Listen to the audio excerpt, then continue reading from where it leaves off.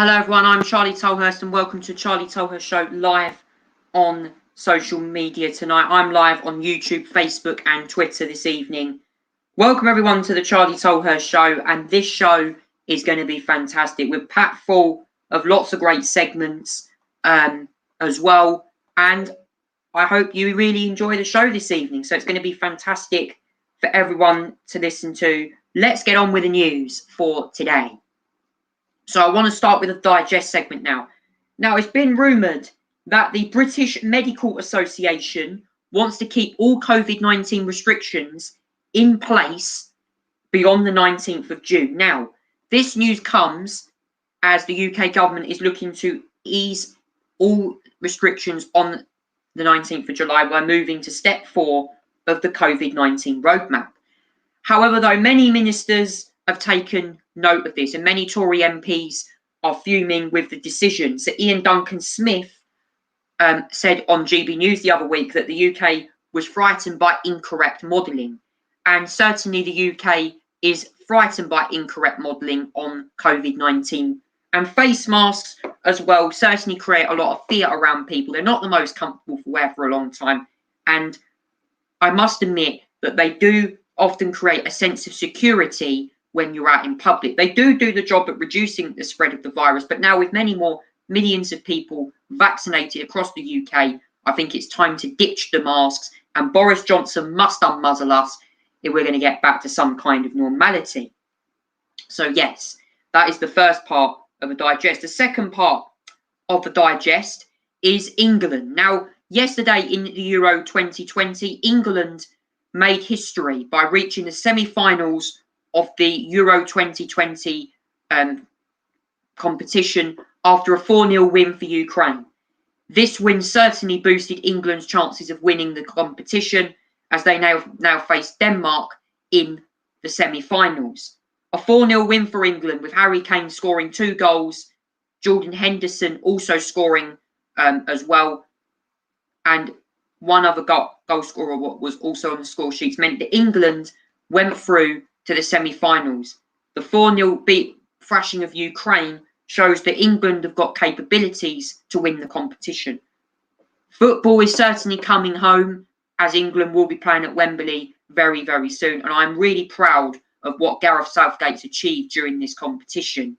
And I am sure many people across this country are very proud of England's achievements going forward in the months ahead. You certainly look back on this and think very, very positively indeed. Another part of the and my final news story on the digest tonight is the Chris Whitty harassment. Now, last weekend, England's chief medical officer Chris Whitty was harassed by 2 men. One of the men has now been fired from his job and has been sacked. This is a very important message. This man who did harass Chris Whitty is very much a thug. He was drunk. He certainly did not know what he was doing. And whilst Chris Whitty, you can agree with him or not, he's one of the most controversial figureheads in government. And I certainly have had my many different opinions on Chris Whitty and the Sage Committee. But I can tell you for one thing that Chris Whitty is a important scientist to this country, and what happened last weekend, I condemn the behaviour of what happened. Chris Whitty should not be treated like this. He's one of the top scientists in the country, and those men last week certainly deserve better than what they received last week. And I really think an investigation should be launched into what happened with those 2 men. So that's this week's digest for you. Now moving on to the viewpoint. And so that was the digest this week. We're now going to move on from the digest to sports round now. As I mentioned earlier, England won their Euro 2020 match. So they will go through to play Denmark, and Spain and Italy will also play in Euro 2020. But moving on now to Formula 1 action from the Austrian Grand Prix, Max Verstappen took a decisive win for Red Bull in that race. Of course, usually I would have another person on this podcast, but unfortunately they're busy, so I'll be rounding all of this up myself. So as a result of this, Max Verstappen claiming a dominant win for Red Bull Racing, and a win that I think a lot of people will find very, very commanding for the Red Bull driver. Indeed, Verstappen coming home to win the race comfortably from Valtteri Bottas, who finished second in the first of the Silver Arrows. Lando Norris, the star of qualifying, qualified second in Q3 yesterday, finished third after passing Lewis Hamilton for fourth after the Brit damaged his W12 late on after running over the curbs at turn 1. Carlos Sainz Jr. for Ferrari finished in fifth. Sergio Perez, who received 2 5-second time penalties for forcing Charles Leclerc off the circuit more than once, finished in sixth. So a disappointing day for the Mexican. Daniel Ricciardo finished a strong 7th after starting outside the top 10. Charles Leclerc's event finished 8th after an eventful race. And Pierre Gasly was 9th, albeit over a minute behind. Fernando Alonso was the first of the lapped cars, and he finished in the final points position. George Russell narrowly misses out on Williams' first point of the season. It would have been Williams' first point if they got it today, since Robert Kubica in the 2019 German Grand Prix. So, yeah, certainly very disappointing, heartbreaking. But George Russell still had a very strong weekend, and I'm proud for his very excellent qualifying on Saturday. There was a late collision, though, on the final lap between Sebastian Vettel and Kimi Raikkonen as well. Vettel did not finish the race. Kimi Raikkonen was classified in 15th ahead of Nicholas Latifi in the Williams. Nikita Mazepin and Mick Schumacher both were 2 laps down, and Esteban Ocon, unfortunately, was the only retirement from the race. Well, it says on here, did not start. He actually completed the race. Completed part of the race, went up at turn 1 or turn 3, and someone clipped his car and his suspension broke. So that was Ocon's race was over. And Kimi Raikkonen, he was penalised for that post-race crash with Sebastian Vettel. 8 drivers have been cleared. Stewards added 20 seconds to Kimi Raikkonen's race time as well. So a disappointing day there for Alfa Romeo, and Aston Martin also not scoring points. But this was certainly an interesting side from McLaren and Ferrari, indeed finishing top 10. But Leclerc and Perez, Sergio Perez and Charles Leclerc, both having a very fierce battle out on the circuit. As this video explains, certainly both drivers seemed very racy at times on the Spielberg circuit. Have a listen to this video here.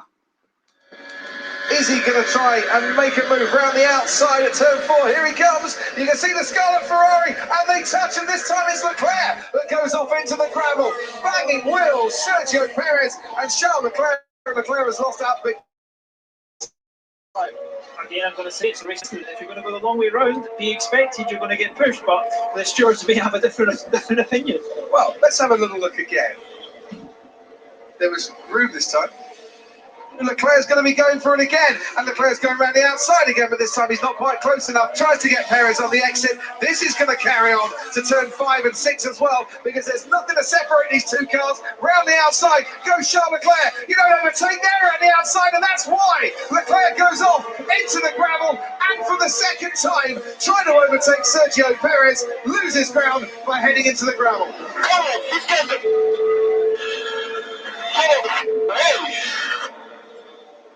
That looked very hard racing, but at first glance, fair racing as well. So Sergio Perez was actually penalised for that move. Lando Norris got penalised for pushing Perez off the circuit early on in the race, but I think that one was a very harsh penalty from the stewards for Lando. But Sergio Perez also got penalised. I think Yuki Tsunoda got 2 5-second time penalties for crossing the pit lane entry. Apparently, it was very interesting. Like, there was loads of people getting penalties. It's crazy as well. And Perez did apologise to Charles Leclerc for the 2 incidents. It's very clear that many of them didn't feel happy, and it certainly was very interesting indeed. But this is what all the drivers some of the drivers had to say after the race in Austria today. Here is all the drivers reacting to the Austrian Grand Prix during the post-race debriefs. We're going to hear from some of the drivers on their races today, starting with Red Bull's Max Verstappen. It's really good today. I expected it to be good, but not this good. And both compounds, I think the pace was just really comfortable there. I mean, also managing tires and stuff, so yeah, really happy with how the whole race went. I think it was a strong race. Yes, I think definitely starting fifth and ending on second was the maximum today we could get. I think Red Bull Max, they could really control the race and drive. Do a bit of a Sunday drive for them, but I don't think we could have done much more today from where I started. Yeah, today I think we had a bit more expectation than last weekend. We thought we could definitely do a bit better, and I mean, I said before the race that there's potential to be racing them for a bit longer and a bit further into the race. The car was really good to drive, like a big step forward from last weekend, and it shows how much of a difference he can make just in the car performing the way he wanted to. Obviously, lost a lot of ground over these last 4 races, so it's been pretty painful. But and then today to lose second place due to some damage on the floor, it's not really anything I could do about it, but definitely super unlucky. It was a bit of a bold choice, to start on the hard, especially feeling the grip in the formation lap, and in lap 1 I was like, well, I'm really gonna struggle versus the medium and the soft runners here. But somehow I managed to keep it together, stay patient, did a very long stint on the hards. I think it was 50 laps, and then attack at the end, which was super good fun, and we managed to put together a very strong P5 finish, and very happy. Yeah, it was a disaster, my race. First with Lando, I think it wasn't fair racing there. He was lucky not to have any damage, but the next time can be different. But anyway, my race was ruined after that. And with Charles, I'm extremely sorry because I thought that's not the way I like to be racing. Yeah, obviously yesterday was not great, so I don't want to try to be like too extreme, and be the guy that when everything goes well, you're like super cool and nice, and when it doesn't, you hate everybody. So I'm trying to stay a little more level. It's been very frustrating in the car because I felt like I had a lot more pace, but I couldn't use it. Every time I saw an opportunity, there were very few opportunities because we were a DRS train. But every time I saw an opportunity, I tried to go for it. And twice I didn't have enough space on the exit of the corner. But it's like this. I think it was a good day, but it was just I could see I had Charles on target for the last couple of laps. I was catching massively, and I would have liked to try something, and I probably came like 1 lap short. The performance this weekend was very good, and it's very little reward, probably only 1 point, but at least we keep scoring every Sunday, I think, for the last 4 Grand Prix, so let's keep it this way. Did a good strategy, drove my heart out, but if you could choose to have any driver behind you in a situation like that, you wouldn't choose Fernando. And he hit the pace for the top 5 yesterday. Qualifying was good, but just the race pace was horrible, so I had to analyze why is that. Yeah, I think there was a lot to it. We hit it, we kind of got into traffic, and we couldn't really use the advantage. We pitted lap 1, then we got a 5-second penalty. Yeah, just risk to forget from lap 1. But yeah, we were just slow. It was just very boring and uneventful race, unfortunately. So I think it was a few laps that Joe and Nancy behind, just trying to stay ahead. But I mean, it was much quicker than me, so not much to play for yet. The car behaved pretty well, and but we were just too slow, a little bit too slow. We caught up again, but not ideal end in the end. But in the end, didn't really change. We were out of the points. So. The race felt okay, but we didn't get any points, so obviously a bit disappointing. For me personally, I feel that I've been growing stronger and stronger with the team, and especially being able to spend the time with the team was really good. So I'm looking forward to Silverstone. This blue flag, it's just you're not able to do your pace because you have to stop them all, and just a long afternoon, let's say. The whole 2 weeks in Austria, haven't been fun for sure. They've been, painful at times, difficult. But I think we need to restart to refresh in Silverstone, reset and then prepare it the best way we can. yeah, let's forget this weekend and have a good start in Silverstone. Yeah, just confirm. I think Antonio Giovinazzi or Kimi Raikkonen hit Esteban Ocon's front right tyre, and suspension on the Alpine was inevitably broken. But yes, that's all the drivers there reacting to the race. I mean, in terms of the championship, Lewis Hamilton now trails Max Verstappen in the championship. 28 points, I think it was, something like that. Verstappen's now leading, going into Silverstone in a couple of weeks' time. So yeah, certainly a lot of hard questions as well. Max Verstappen stretches his title lead to 32 points. So yeah, massive amount of points there for Verstappen, to a comfortable race win ahead of Lewis Hamilton as he heads to Silverstone in a couple of weeks. IndyCar action now as well. IndyCar taking place currently at Mid-Ohio. As we speak, we're just going to jump right in with IndyCars now. And we do have the results in for you on IndyCar.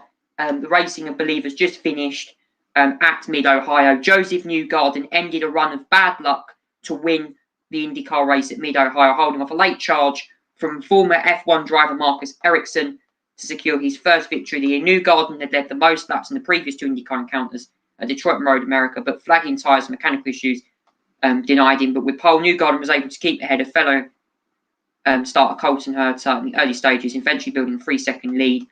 Herta then suffered an issue with his refueling fuel probe, which left him stationary in pits for far longer to ease pressure on Newgarden and shoved Daniel de Herta was then thrust down to get an overtake pit exit by Graham Rahal. 15 laps to go. Ericsson began to catch Newgarden, reached down the 5-second barrier and continued to push the Pence drive lead. The last lap, Ericsson put Newgarden under immense pressure to get within a second as the two-time champion began to struggle on turn 9. But on the final lap, Ericsson bearing and Newgarden kept its things put, and Sankey's pushed to pass defence on the last lap. And in the end, a win there for Joseph Newgarden. Marcus Ericsson was second, Alex Palou third, Scott Dixon was fourth, Alexander Rossi was fifth, for Andretti Autosport, Graham Rahal sixth, Romain Grosjean finishing seventh, Patricio O'Ward eighth, Santino Ferrucci ninth, and Takuma Sato rounding out the top 10.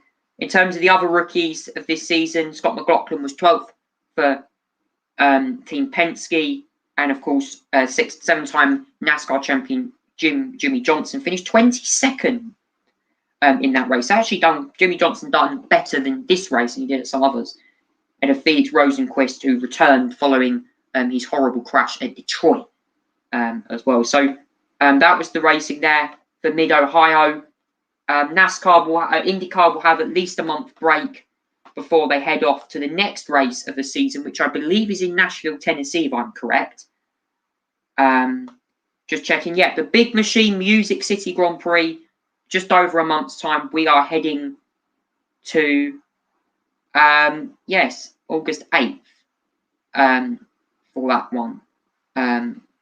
Big Machine Music City Grand Prix in Nashville, Tennessee. It's going to be a great one, that one, for there as well. So that's all of the sports round news today. Oh, actually, no, just quickly, we are going to jump onto NASCAR now. I'll do your NASCAR update. Of course, last weekend we had the Explore, the Pocono Mountains 350 and the Pocono Organics 325. I just have a quick update from the NASCAR action. I'll do the quick NASCAR update in a minute. Obviously last weekend's race at Pocono, Kyle Busch won that one with Kyle Larson second, Brad Keselowski was third, Kevin Harvick was fourth, and fifth was Bubba Wallace as well. That was at Nashville. This weekend, NASCAR head to Road America as well. Road America is NASCAR Cup Series heading there for the Jockey Made in America event, I believe, as well. Jockey Made in America is this NASCAR event. Jockey Made in America 250 as well. and that's held at Road America. So just where IndyCar were a couple of weeks ago, NASCAR currently at Road America. Lap 19 of 62, currently on. Matt De Benedetto currently leads from Austin Cindric. Carl in third is Carl Busch.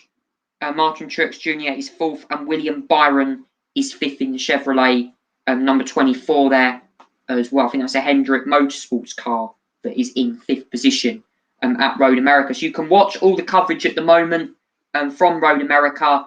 And it will currently be on Fox Sports. You can watch all of that action on that channel, and that is all available on there that you can watch. So it's going to be very interesting indeed.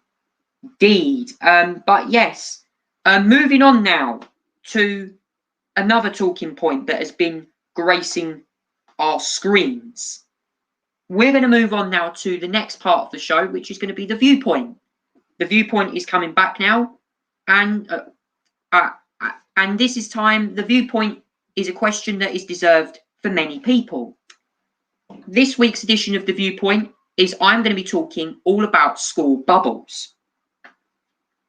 Now, there has been a huge row over school bubbles, and should school bubbles be dropped in September? Now, this week I left my current college that I was at, called Castledon, which had been under bubble system for over a year, but the government introduced bubble systems to help slow the spread of coronavirus in schools. Basically, what happened with this bubble system is that if anyone in that bubble tested positive, the whole bubble would go home and self-isolate for 10 days. That is basically how the bubble works. And trust me, these bubble systems at school were meant to help reduce the spread of COVID-19 transmission in schools. It was to stop other year groups being, basically people going to cross-infect other year groups. But it's something that is very, very upsetting. And as well as that, the bubble systems mean that children can't mingle around with their friends. They can't go out and basically go out. They can't mix with their friends. They can't have assemblies. They can't do sports days. It's horrible. And the mental health aspect of this is huge as well, because some students have been off education. I think the other week I read up that about 30,000 kids were out of school. It's huge. And this bubble system really has to be dropped for September, because we don't want to be seeing kids out of school. Be it kids out of school, it's horrible for their education. Some of these students are sitting GCSEs and exams. They need to be in school studying. And I understand that the risk to COVID in kids is very low. Even Chris Whitty said that last year. He says the effect of kids to COVID is very low. Children are very unlikely to get severely ill with this virus. And the government must believe more in children. They must give children more trust. And when I look at what's happening across this country with many children in poverty and deprivation and suffering from mental health issues, it's horrible. I don't want children suffering from that. I want children to be learning, and this is a big problem here, and we really must focus on this. Now, the plans are to, if the government want to go ahead and vaccinate children, that's their own personal choice. But I really don't think children should, younger than 18, should be vaccinated. Unless they have health conditions, I would say yes. But children, yes, I understand that they do spread this virus more. But I really want people to understand that we are living in a society now where mass vaccination is here. Children who have had 2 doses of the vaccine, like myself, I'm going to a new college in September, by the way, and I'm hoping not to be in this bubble system. I want to mix it with many of my friends as possible, and the government must focus on prioritising kids' education. This is really, really important, as children need to see their friends. They need to be able to mix with their friends. Obviously, they are very unlikely to get severely ill with this. So there needs to be plans in place for September so children can have the best possible year at school, so that they're able to mix with children from different year groups, and most importantly, so that they don't have inclusivity in the classroom.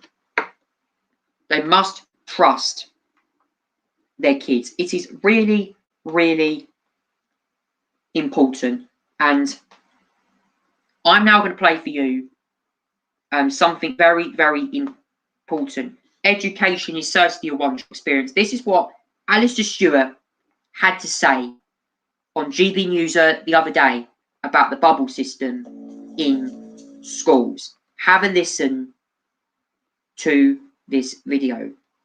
This here is Alistair Stewart from GB News talking about the bubble system. Have a listen to this. Yes, we should end those bubbles, period, full stop. Too many of our children have suffered too much already.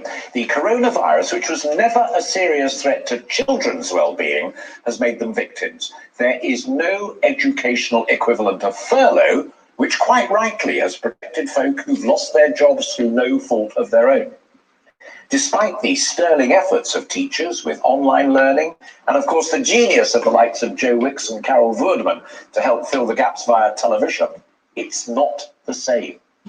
In addition to stuff that they should be doing in the classroom, there are school trips. Dave McPartland talked about that. There are school plays, there are proms, there are full school assemblies. It's all a part of a full education. That bit matters, but just rubbing shoulders with chums and falling over in playgrounds together matters too. It is all part of a full education. Much of it, or all of it, has gone. Also, exams for a second year, chaotic. Education's a one-shot experience. One of the greatest brains in education, Sir Kevin Collins, came up with a master plan, universally welcomed by the profession and indeed by most parents. The Prime Minister who appointed him to come up with that master plan said he quite liked it too, but most of it would have to wait until the autumn as his government reviews public spending. The bubbles have simply made it worse. One test, one positive, and a whole bubble of kids goes home. Thousands more have disappeared off the face of the educational world's radar. As we inch toward July the 19th and Freedom Day Take 2, please think about the children. As my very good friend who's coming on the programme in a couple of weeks' time, Isabel Hartman, who's the deputy editor of the Spectator magazine, wrote in that magazine, that's my copy of it, it's so good I printed it out. She wrote in the Spectator yesterday, and I quote, "There is a serious job of rebuilding to be done after the coronavirus, and nowhere more than in children's education," close quotes. I agree, 100%. There are few public services I've been happier to help fund for my entire working adult life than education. It is the vital function of the state. It's damaged, and it's in urgent need of repair. Start now. End the bubbles. Make the last few weeks matter. Do not waste the summer holidays, and be up and ready in DEFCON 1 come September. Here endeth the lesson. Now you've heard what I think. I do want to hear your views. If I'm completely wrong and off my rocker, tell me that as well. Thank you there to Alistair Stewart, for a former ITV journalist. I have to say, I watched him the other day, an absolutely fantastic segment. You can watch his show on GB News every Saturday and Sunday between the times of 12 and 3 and Alistair Stewart and friends. And I agree with him. Education is a one-shot experience. When you look at kids as well, many of whom have been sort of studying online and basically had Joe Wicks and Carol Vorderman keeping the amphitheatre going, it hasn't been the same. And trust me, many children have really struggled. It's the children that have been hit hardest by this pandemic, including myself, who I'm still studying. I mean, I trust you that this is a horrible thing for children right now. We've been hit so hard by this pandemic that the threat to COVID for children wasn't major anyway. We really do have to end the bubbles. And ready September. And I'd like you guys to comment down below what you think about the bubble system. Should the school bubbles be scrapped for September? Please let me know down in the comments below, because I certainly want to see prom, school plays, assemblies and that back on in schools to make the education package more of what it is today. So that is what I'm going to say on that issue. So, yes, education certainly needs to be improved come September as COVID-19 restrictions across the UK ease. So, yes, that is that segment for you now, the viewpoint. Now it's time for Charlie's good news. Yes, Charlie's good news finally coming to the Charlie Tolhurst show. I thought we need a little bit more spice to this. It is certainly looking very important now. And yes, Charlie's good news is coming on now on the Charlie Tolhurst show. So yes, this segment where we give you some positive news about the latest news stories. I really love this segment, guys. I always want to do this every week to try and brighten people's moods up. I know Simon McCoy does this on GB News, but I'm going to do that right now for you because I really want to see and hear what you think about positive news. So I'm going to start with this news story from Cornwall. And have you heard of Wally the Walrus? I'm sure many of you guys may have not heard of Wally the Walrus, but he was pictured here, spotted fishing in the Isles of Scilly. Wally the Walrus is still enjoying his Scilly break. The huge animal, which is believed to be around 3 years old, was spotted fishing by locals on the 29th of June. People in Isles of Scilly have been loving seeing him and getting updates on what he's been up to. A series of pictures, which was shared by Cornwall Live last week, showed him sinking someone's boat when he tried to climb onto it. And Wally is believed to be from Greenland or the Svalbard. Reports suggested that he floated down on island on an iceberg. However, experts say it's unlikely. It's believed that Wally could have got lost or got curious. So interestingly, Wally the Walrus has been spotted in Cornwall. I wonder if the Isles of Scilly have actually had a new friend that's just joined them. He certainly has joined their club as Wally the Walrus. I really like that. That was very interesting indeed. So yeah, I really like that. Now that was my first news story on this good news segment. Now, news story 2 is something that is very, very important for a young student, and this young student has created a masterful device. Now, a student has designed a potentially life-saving device that can be used to detect something very important. Now, it's a life-saving device that can be used to rapidly stop bleeding from stab wounds. Joseph Bentley from Loughborough University has developed a device called React, which uses pressure at the wounds to prevent blood loss. The product targets areas that are normally hard to treat, such as those in the armpit, groin, and the abdomen.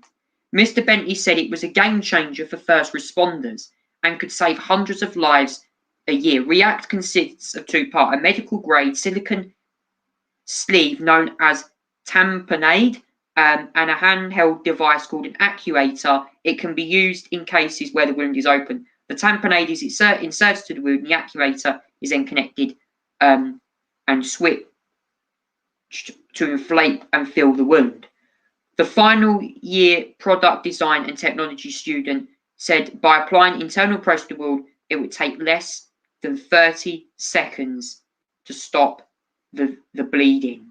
And he said it was the key for the first people to a stabbing, which is often the police, to stop excessive blood loss while they wait for paramedics to arrive. And I really have to say that this student here has come up with a very interesting piece of technology. It's very unique, and I have to say it looks really cool, if I'm honest with you. I think this here could be the future of what I consider future treatments right here. You know, the medicines we've had in COVID-19, dexamethasone, remdesivir, to treat stab wounds, React could really help with that. And I think Loughborough University, this student here, who is studying a course in sort of science and that, it's really helping him massively. So yeah, I'm really glad that he has come up with this. Now we move on to the final news story of Charlie's Good News tonight, which is a thing from John Lewis.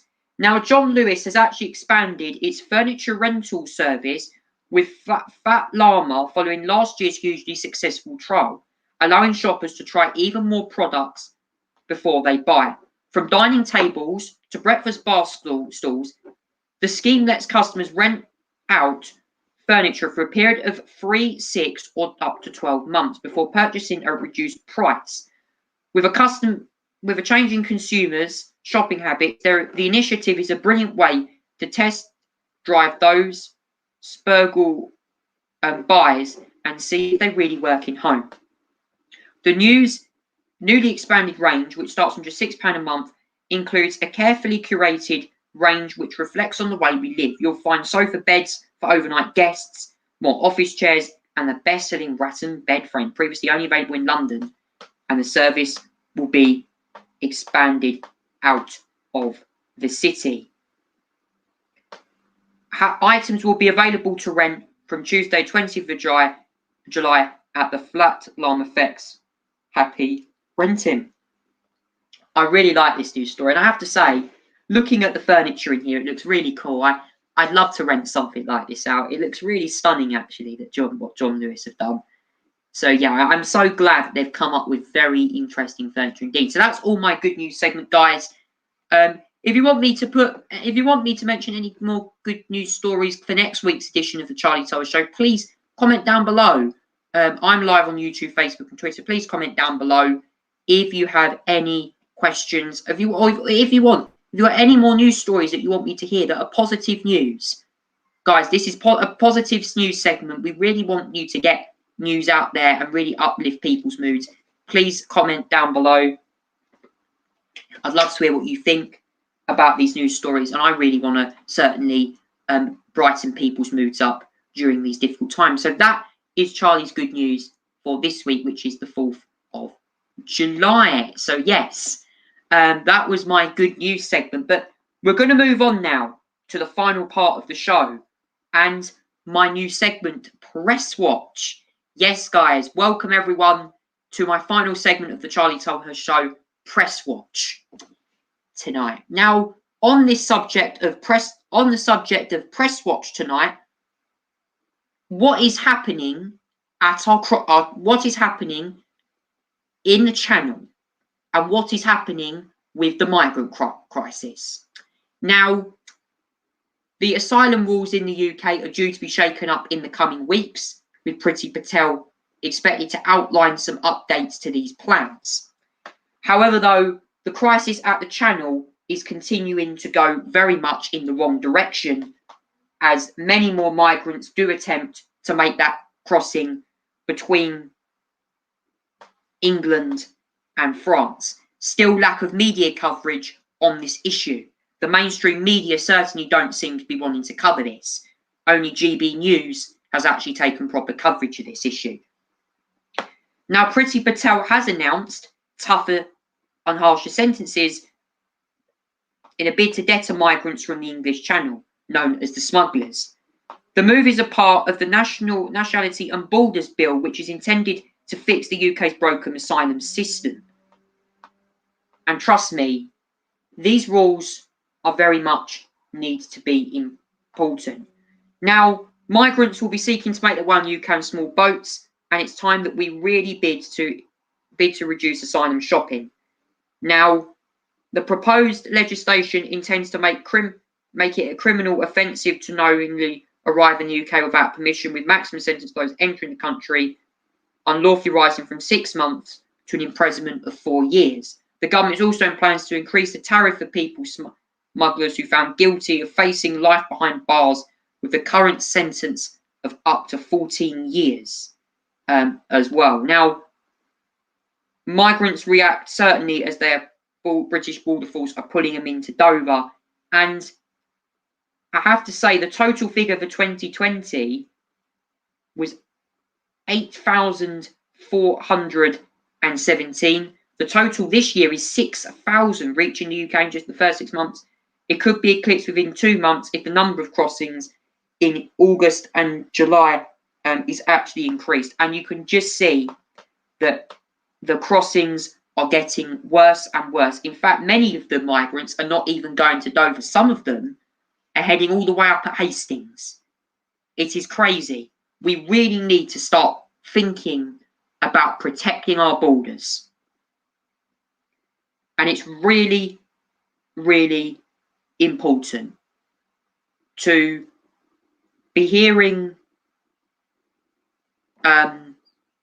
just not been hearing anything from Priti Patel, the Home Secretary. She's got to get on top of this issue, and it's very clear that things are not looking well. This is what Nigel Farage had to say on GB News earlier, or the other day, about the migrant crossings. Have a listen to this report from Nigel Farage. He was on a show the other day about the migrant crisis. Don't make me laugh. I've been hearing statements like this from Priti Patel since August 2019, which is when the boats started to come across the Dover in significant numbers.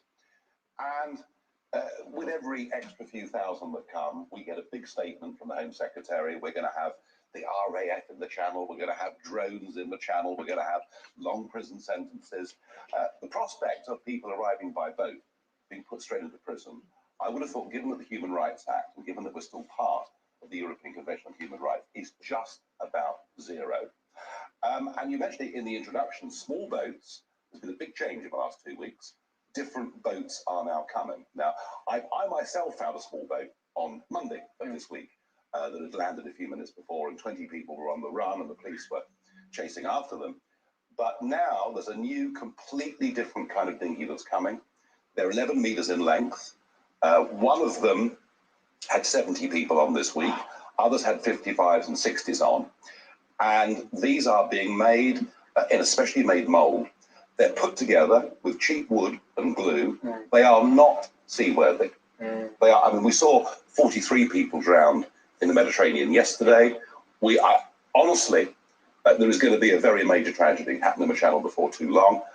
And the pace at which people are coming. I mean, for example, last weekend, more people came last weekend than came in the whole of 2019. And just a sense of perspective, you'll often see pictures of women or children. 85% plus of those that come are young men between the ages of 18 and 30.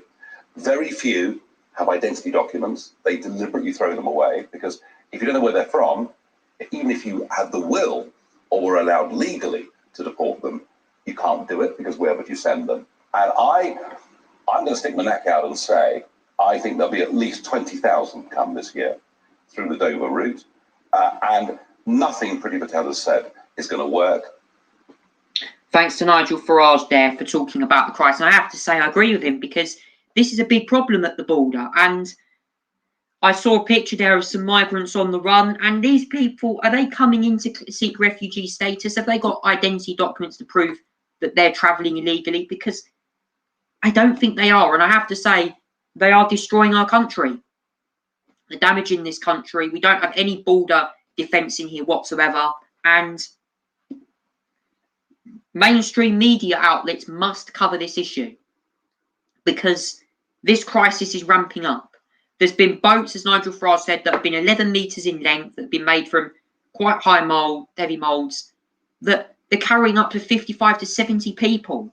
They're deporting these people in France, people from France into Dover or other parts of the country. The migrants are here are being scattered across the UK. It's a similar issue that's happening with Joe Biden in America in the border crisis. We need to see a massive reduction, a massive, just a massive improvement with this issue. It needs to be more controlled because migrants are coming in. There is still lack of police enforcement. There needs to be tougher measures on asylum. And we need to try and stop asylum seekers entering this country. Because my theory is going to be, we might not see 6,000, we could see up to 20,000 people cross the Channel this year alone. And that would be horrendous for the United Kingdom. I really, really do believe that we've got to get on top of this issue. We've really got to start enforcing these rules in Dover. We really have to start enforcing this legislation very soon, because if we don't do this, I fear that there will just be problems with human trafficking of people coming into this country, and not just from France, but could come from all over the world, because it's clear that we're still part of the EU Human Rights Act, and it's time that Britain starts controlling its own waters and gets on top of this issue with dealing with the migrant crisis. Please comment down below, guys. What do you think Priti Patel should do to control the migrant crisis? Should there be new legislation in place to help stop asylum seekers entering this country? Please comment down below. But that's all I've got time for today on the Charlie Tolhurst Show. Thank you so much for listening, everyone. I'll be back again next week for another edition of the Charlie Tolhurst Show live on the socials. Take care, everyone, and good night.